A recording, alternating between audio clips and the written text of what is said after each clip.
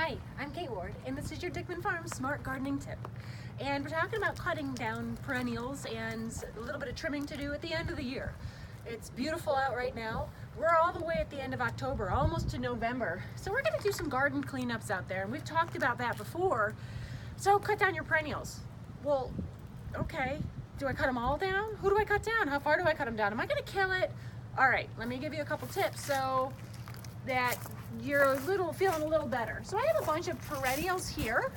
Some things that look like shrubs but aren't, tricky. Some things that are shrubs.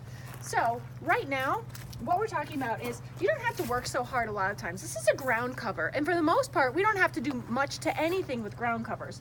We just give maybe a little light shaping snip, and then again, we can compost this or throw it in the lawn and mow it. Things like this plant here gets a little bit bigger, but for the most part, you can leave the majority of this plant. Now, if it has something like this piece that's hanging up a little bit higher, I can take that off to shape it a little bit. But aside from that, on this perennial, I'm gonna leave this nice green low mat. Here, I can almost see where it wants me to trim it. So here's all this old flower growth, and if I take that off, I'm gonna have just a couple base leaves down at the bottom. So that's one good way you can almost see it on plants that want to do that. They almost tell you, cut here. So you can do it just like that.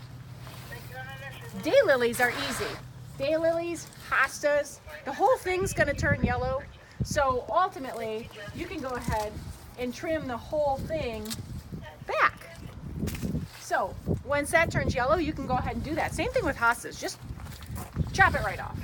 Now here, we have another one. So again, almost cut on the dotted line on this plant.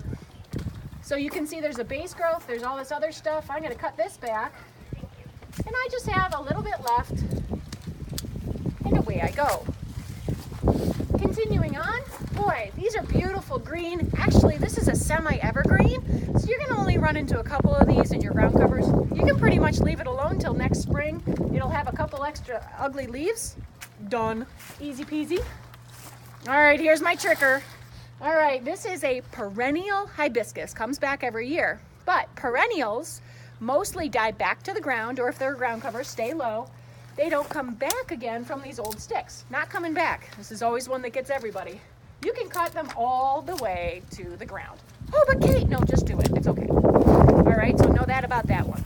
And finally, this time of year, we're not going to do much till we get some heavy frosts, usually into November on shrubs, because it's still nice enough that they might go, I wonder if I should grow a little bit more. No, so give them a little week or so till we get into November, and then I'm just going to shape these. This doesn't need a lot of work right now, but now is a good time. I can really see the structure of the plant, and I can just shape it so that I have a nice rounded form to start from.